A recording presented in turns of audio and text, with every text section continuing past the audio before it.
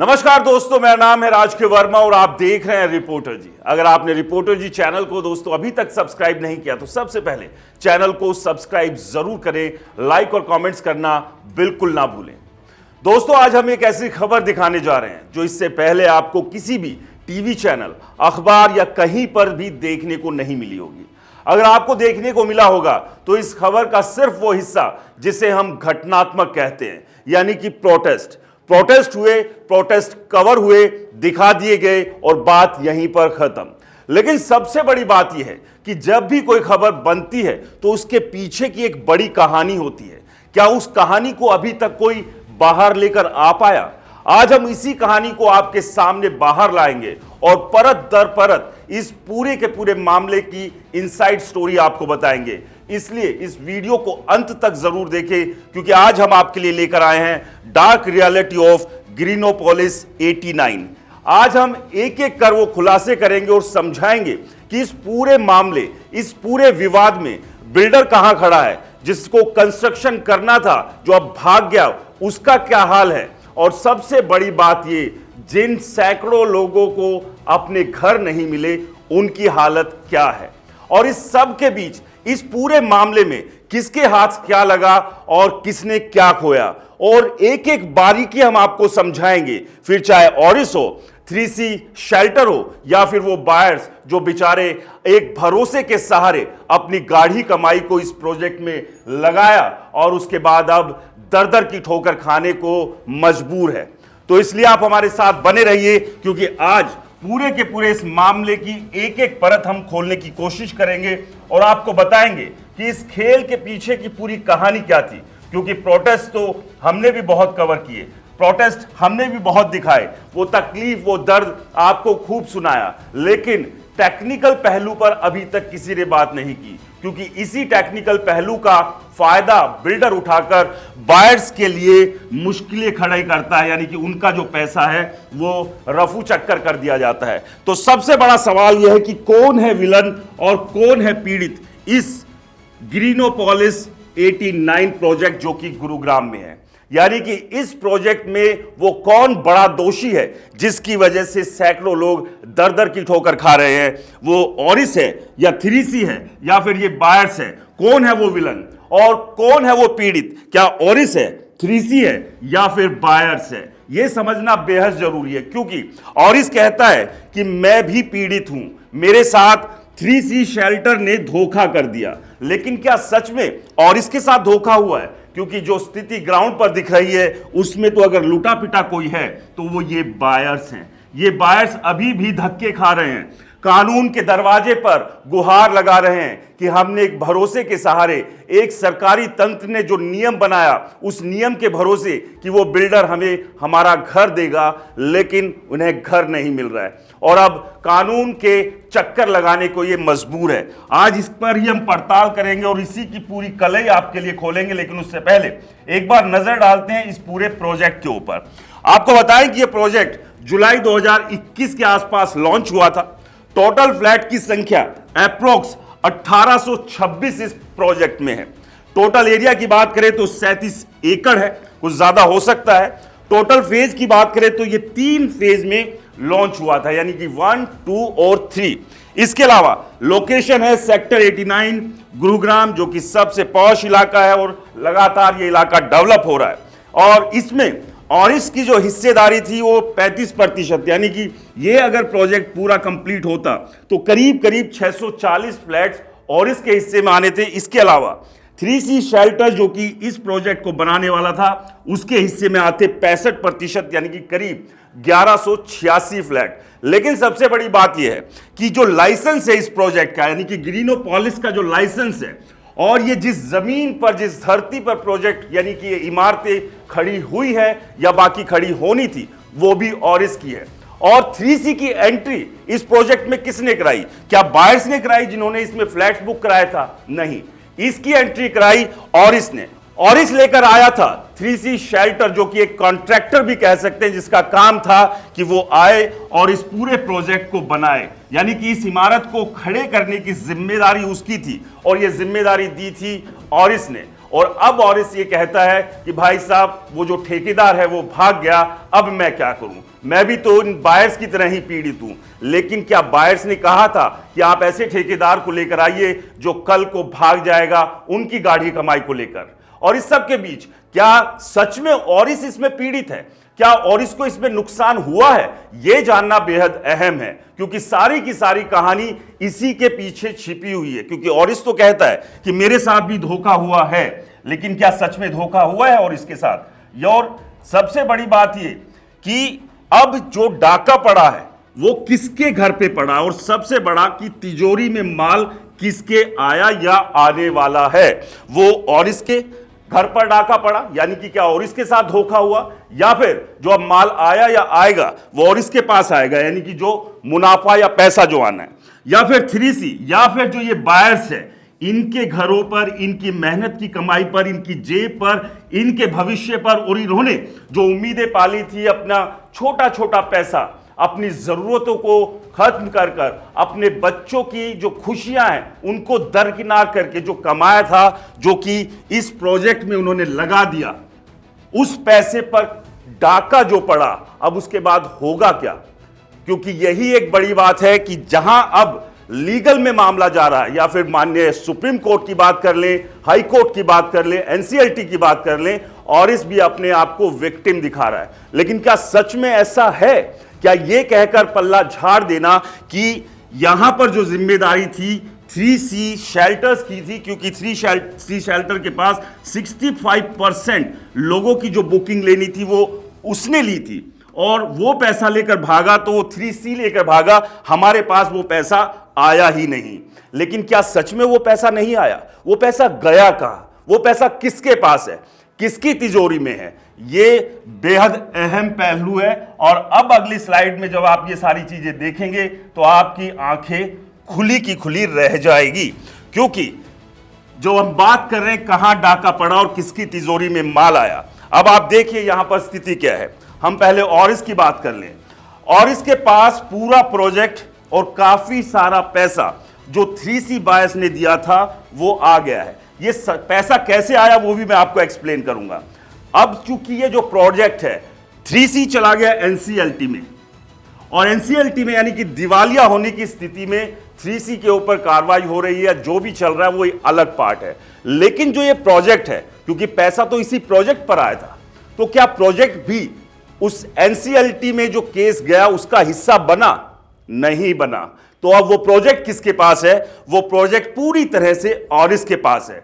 और सबसे बड़ी बात कि जो 65% जो बायर्स है, जो ऑरिस कहता है कि ये 3C के बायर्स थे और ये पैसा तो उन्होंने 3C को दिया और हमारे पास वो पैसा नहीं आया, तो आपको जानकर हैरानी होगी कि जो फर्स्ट फेज में, पहले फेज में जो इमारतें खड़ी हुई हैं, करीब 7 इमारतें खड़ी हुई हैं, और जिसमें करीब करीब 600 के आसपास फ्लैट्स है, यूनिट्स है, उसको यहां तक किसने पहुंचाया? एक बड़ा हिस्सा 3C ने ही बनाया था, और वो बनाने के बाद ही यहां से दौड़ मार गया था, भाग गया था, दिवालिया हो गया था। यानी कि जो इमारत खड़ी हुई है, जिसमें अभी फेज 1 में ऑरिस अपने 35% वो कहता है कि मैंने जो बुकिंग ली थी मैं तो उनको पोजीशन दे रहा हूं, तो इस बिल्डिंग में भी ये जो बायर्स है 65% उनका पैसा भी लगा हुआ है।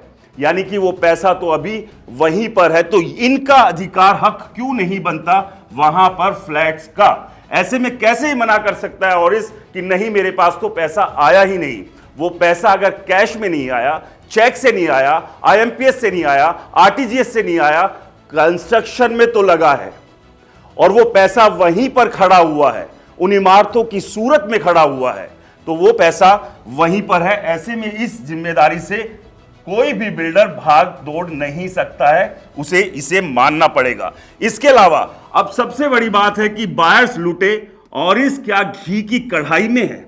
यानी कि फायदा जो हुआ सबसे बड़ा वो क्या ऑरिस को हो गया, और नुकसान जो उठा रहे हैं ये लोग उठा रहे हैं, क्योंकि ऑरिस के मुताबिक उसने इस प्रोजेक्ट के फेज 1 में, इसको जरा गौर से आप ध्यान दीजिए, ये जानकारी शायद अभी तक किसी के पास नहीं होगी, जो कि अभी आप रिपोर्टर जी की स्क्रीन पर देख रहे हैं कि ऑरिस का मानना है, ये उनका खुद का मानना है, ये हमारी तरफ से या गूगल करके लाई हुई इंफॉर्मेशन नहीं है। ये ऑरिस बिल्डर का मानना है कि फेज 1 जो है, यानी कि जहां ये करीब करीब 600 फ्लैट्स है, जहां पोजीशन जो 35% ऑरिस कहता है कि अपने बायर्स को वो देना शुरू कर चुका है, यहां पर ऑरिस ने मात्र 200 करोड़ रुपए खर्च किए। और ये खुद ऑरिस ने माना है कि जो अधूरा प्रोजेक्ट था फेज 1 का, उसमें उसको 200 करोड़ रुपए खर्च करने पड़ गए। और सबसे बड़ी बात यह है, और इसमें 500 से ज्यादा फ्लैट्स जो है वो ऑफर किए जाएंगे या कर दिए हैं। बाकी के 2 फेज का जो प्रोजेक्ट है वो पूरी तरह से अब फ्री हो चुका है। यह भी ऑरिस का ही कहना है कि यानी कि जो फेज 2 और फेज 3 है, क्योंकि सारा खेल तो अब यहां पर आकर सिमट गया कि आप समझिए कि ऑरिस ने अपनी लैंड दी, लाइसेंस उसका था और उस पर कंस्ट्रक्शन करनी थी 3C को। उसने कंस्ट्रक्शन पूरी नहीं की, एक पार्ट या काफी कुछ उसने बनाया और उसमें पैसा इन बायर्स का भी लगा हुआ था। अब उस फेज 1 में जो करीब 500-600 जितने भी फ्लैट्स हैं, अब क्या उस पर पूरा का पूरा अधिकार सिर्फ ऑरिस का है, इन लोगों का नहीं है? क्योंकि पैसा तो इन्हीं का भी लगा है ना। क्योंकि अगर फेज 1 में 60 टावर खड़े किए गए हैं, तो क्या वो 60 टावर मात्र 200 करोड़ रुपए में बन सकते हैं?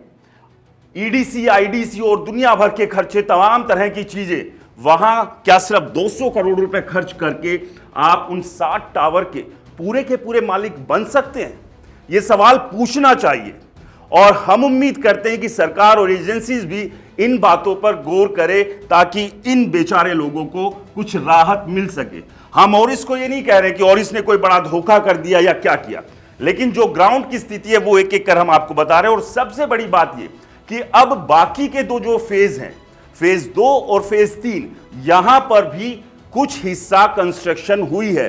वो चाहे फिर बेसमेंट तक हुई हो, 2 फ्लोर तक हुई हो या 3 फ्लोर तक हुई हो, वहां पर भी यानी कि फेज 2 और फेज 3, इनमें भी इनिशियल कंस्ट्रक्शंस की गई थी 3C के द्वारा। यानी कि यहां पर भी जो पैसा लगा वो यही 65% बायर्स थे जिनका पैसा यहां पर लगा। क्योंकि ऑरिस के मुताबिक उसके जो 35% थे वो तो उसका प्योर प्रॉफिट था, क्योंकि कंस्ट्रक्शन सब कुछ तो 3C को करना था। और ये जो पैसा या ये जो हिस्सेदारी थी ऑरिस की, वो लैंड के बदले में थी। इसके अलावा 3C ने एक एक्स अमाउंट और भी दिया था, लाइसेंस अथॉरिटी या जिस भी उसमें दिया होगा उस अमाउंट पर भी बात करेंगे। अब वो 100 करोड़ रुपए है या इससे कुछ कम या इससे ज्यादा है, वो थोड़ा बहुत ऊपर नीचे हो सकता है। लेकिन उसके बाद अब इनके पास क्या है, इन सैकड़ों बायर्स के पास क्या है? इन बायर्स के हाथ पूरी तरह से खाली है। और ये इस उम्मीद और आस में है कि कानून के जो बड़े बड़े लंबे हाथ हैं, जो हम फिल्मों में भी सुनते हैं और बहुत सारे मामलों में हमने देखा भी है कि कानून की लाठी देर से चलती है, लेकिन जब चलती है तो पूरे धमाके और आवाज के साथ चलती है। तो शायद किसी दिन वो चले और इनको एक बड़ी राहत मिले। और इसके अलावा एक बात और इंपॉर्टेंट, आप यहां समझिए कि 2011 में जब ये प्रोजेक्ट लॉन्च हुआ था, तो करीब, अब बिल्डर के मुताबिक यहां उसने जो ये फ्लैट्स बेचे थे वो 4000 रुपए स्क्वायर फीट थे। बायर्स के मुताबिक ये थोड़ा सा कम अमाउंट होता था, लेकिन करीब करीब हम इसको पकड़ते हैं 4000, जो कि खुद बिल्डर मान रहा है, यानी कि ऑरिस मान रहा है। अगर 4000 रुपए स्क्वायर फीट के हिसाब से जब 2011 में ये प्रोजेक्ट लॉन्च हुआ था, आज जिस जगह पर ये प्रोजेक्ट है उस इलाके में कीमतें कहां पर जा चुकी है? कीमतें दोस्तों वहां पर पहुंच चुकी है इस कदर कि आपके भी होश उड़ जाएं, या एक आम आदमी अब वहां घर खरीदने के बारे में सोच भी नहीं सकता है, क्योंकि वो कीमत पहुंच चुकी है 15,000 रुपए से लेकर 20,000 रुपए स्क्वायर फीट पर। यानी कि जो 4,000 रुपए स्क्वायर फीट पर 2011 में प्रोजेक्ट लॉन्च हुआ था, लेकिन अब अगर फेज 1 के बाद 2 और 3 को लॉन्च जब किया जाएगा, इसको और इस जब अगर बेचेगा प्रीमियम रेट पर, तो ये 15 से 20,000 रुपए स्क्वायर फीट में जाएगा। अब आप समझिए, अगर इन बायर्स के पास ये जो 4,000 रुपए स्क्वायर फीट के हिसाब से इन्होंने ये बुकिंग की थी, आज इनको ये फ्लैट मिल गए होते तो इसकी कीमत 4 से 5 गुना होती। यानी कि जो पैसा इन्होंने लगाया था वो आज 4 से 5 गुना हो जाता। लेकिन दुविधा देखिए, परेशानी देखिए, 4 गुना प्रॉफिट या 4 गुना जो पैसा बढ़ता, उसकी खुशी तो मिलना दूर की बात, ये जो पैसा था इसी का नहीं पता है ये कब मिलेगा। बिल्डर का कहना है कि एनसीएलटी में केस है, IRP अपॉइंट किया है। अब वो डिसाइड करेंगे कि इन लोगों को ये पैसा डबल करके देते हैं या फिर इतना ही देते हैं या कितना देते हैं। ये अपने आप में अहम सवाल है। लेकिन क्या ये बायर्स ये चाहते हैं कि उनको ये डबल मिले? क्योंकि आज अगर ये इनके साथ ये धोखा नहीं होता, ये धोखा चाहे ऑरिस ने किया, 3C ने किया या जो भी लोग थे इसके पीछे, जिसने भी किया, अगर वो ये नहीं होता तो यहां पर ये लोग इस 4 से 5 गुना पर बैठे होते। जो 4,000 रुपए का रेट था वो 15 से 20 हो जाता। और अब बड़ी बात यही है कि इस पूरे के पूरे मामले में और इसके पास उसकी जमीन भी आ गई है और इसके पास उसके फेज 1 में अपने लोगों को देने के लिए, अपने बायर्स को देने के लिए फ्लैट्स भी आ गए। और ये अच्छी बात है, जिनके फ्लैट्स से उनको मिल रहे हैं। हम नहीं कह रहे हैं कि ऑरिस जिनको पोजीशन दे रहा है वो गलत दे रहा है, अच्छी बात है, लेकिन कम से कम इनके बारे में भी सोचे, इनके बारे में भी बात करें, इनका दुख तकलीफ भी जो है उसको जानने की कोशिश करे। ये करनी चाहिए अगर वो एक जिम्मेदार बिल्डर है, एक डेवलपर है। अगर वो चाहता है कि लोग अच्छी बात करें तो जाहिर सी बात है इनके साथ आकर खड़ा होना पड़ेगा। लेकिन यहां पर तो अब स्थिति एकदम उलट हो चुकी है। 3C जिसे खुद ऑरिस लेकर आया था वो भाग गया है और इस पूरे के पूरे मामले का ठीकरा 3C के ऊपर फोड़ रहा है। लेकिन सबसे बड़ी बात यह है कि सर तो इनके फूट रहे हैं। सबसे बड़ी बात यह है कि दिल तो इनका टूट रहा है। सबसे बड़ी बात यह है कि उम्मीदें तो इनकी खत्म हो रही है। और सबसे बड़ी बात यह है कि पूरे तंत्र, पूरे नियम, पूरे कानून और पूरे सिस्टम से भरोसा इनका टूटता और छूटता जा रहा है। एक और बात जो कि बायर्स के मुताबिक उनका कहना है कि करीब 50 के आसपास तो ऐसे लोग हैं जिन्होंने इस प्रोजेक्ट में ग्रीनोपोलिस में फ्लैट बुक किए थे, वो आज इस दुनिया में भी नहीं रहे। यानी कि एक उम्मीद, एक आस कि हमने अपने परिवार के लिए घर लिया था, एक आशियाना लिया था, उम्मीद एक पाली थी कि एक दिन उसमें जाएंगे, अपनी खुशियां, अपने त्योहार वहां पर मनाएंगे और बस इन्हीं उम्मीदों के साथ वो इस दुनिया को छोड़कर भी चले गए। दोस्तों, अगले वीडियो में कोशिश करूंगा कि एक एक पाई, एक एक पैसा 3C के पास कितना गया और इसके पास कितना आया, इस प्रोजेक्ट में कितना लगा, किसके पास क्या कुछ गया, उसकी डिटेल वीडियो जल्द लाने की कोशिश करेंगे। और उसके लिए भी पूरा डिटेल डेटा खंगालने में हम लोग लगे हुए हैं। हमारी मंशा 1% नहीं है कि किसी को ब्लेम करना। हमारी मंशा सिर्फ इतनी है कि जिन लोगों के साथ अन्याय हुआ है उन्हें न्याय मिल जाए। और यही हम उम्मीद कर रहे हैं और यही अपील हम ऑरिस से भी कर रहे हैं कि आज जिस स्थिति में वो खड़ा हुआ है उसके पास सब कुछ है। जो लैंड पार्सल उसने 3C को इसे डेवलप करने के लिए दिया था वो उसके पास पूरी तरह से वापस है। यानी कि घाटा यहां पर कहीं नहीं है। आप समझिए कि जिस भी रेट में 2011 में वो लैंड पार्सल हो गया, जो भी उसकी कीमत होगी, आज उसकी कीमत 3 से 4 गुना ज्यादा हो चुकी है। यानी कि एप्रिसिएशन उस लैंड पर किसको मिल रहा है वो आप समझ रहे हैं। इस पर और डिटेल, पूरी जानकारी, एक एक आंकड़ा वो भी हम कोशिश करेंगे जल्द आपको लेकर आए और बताएं एक एक तकनीकी पहलू जिसको समझना आपके लिए, हमारे लिए, सभी के लिए बेहद जरूरी है। क्योंकि और भी बहुत सारे ऐसे प्रोजेक्ट आ रहे हैं। कल को कोई भी बिल्डर किसी भी कॉन्ट्रैक्टर को लेकर आएगा, इसी तरह की एक इंटरनल पॉलिसी बनाएगा, 335 मेरा, 65 तेरा, और वो खुद से भाग गया, भगा दिया गया, या क्या हुआ कि 200 करोड़ रुपए लगाओ और अरबों रुपए कमाओ। क्या ऐसा कुछ इस पूरे मामले में हो रहा है? ये हमारा सवाल है। फिलहाल इस वीडियो में इतना ही। अगर हमारी इंफॉर्मेशन, हमारी जानकारी आपको ठीक लगे तो वीडियो को ज्यादा से ज्यादा शेयर कीजिएगा। और एक बार फिर से और इससे, कानून से, सरकार से, सभी से गुजारिश कि इन बेचारे लोगों की तरफ एक बार तो देख लीजिए।